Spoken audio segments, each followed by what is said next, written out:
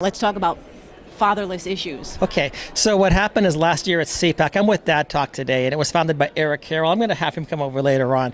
But last year at CPAC, we were given a booth on Media Row, so we just started to work it out. I had a camera, started to do the same thing that you're doing here.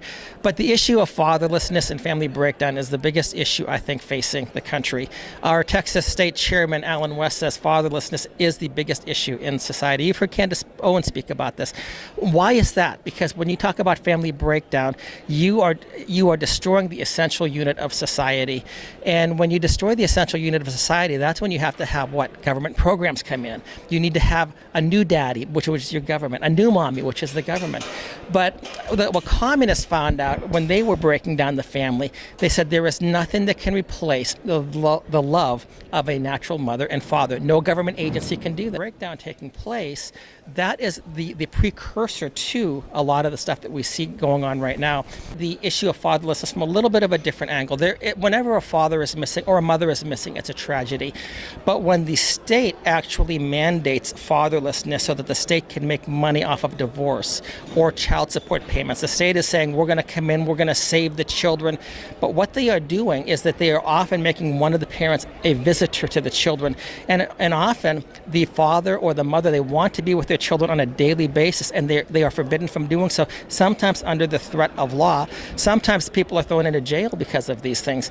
And so we talk about these issues because usually when you think about the American justice system, you think, okay, I'm going to go and I'm going to tell the truth and I'm going to get justice. Not in family court. Melissa, who may come over afterwards, she's an attorney for the family courts, and she's had judges tell her the Constitution does not apply in family court. So you have no due process. Ideas about your parental rights and the children's right to both parents completely negated. In our Texas Family Code, we have a provision. It's in Texas Family Code 201-107C. It says that the judges are mandated to provide a judgment that maximizes Title 4D funds of the state. So the best interest of the child is to be raised in an intact family with mother and father. The Texas Family Code says you make the ruling that brings us the most money. We talk about those issues. Eric is the person who founded it, Eric Carrol, and he actually experienced a lot of this stuff firsthand, like many people do. You're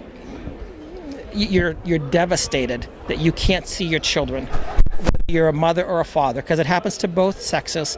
Primarily, it happens more to fathers, but it's happening more and more to mothers right now, too. And what's happening is children are growing up missing part of their identity, part of who they are.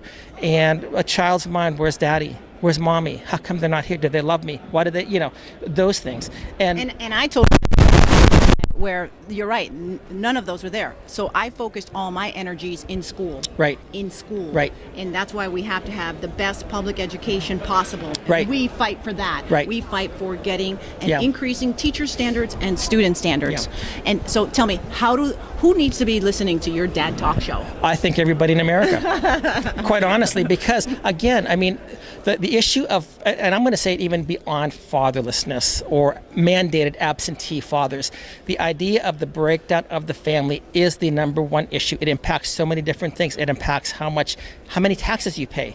People don't know that through divorce and unwed childbearing, there was a study that was done in 2008, 2009 that said it cost taxpayers about $112 billion annually, at least. So the taxpayer is footing the bill for these things.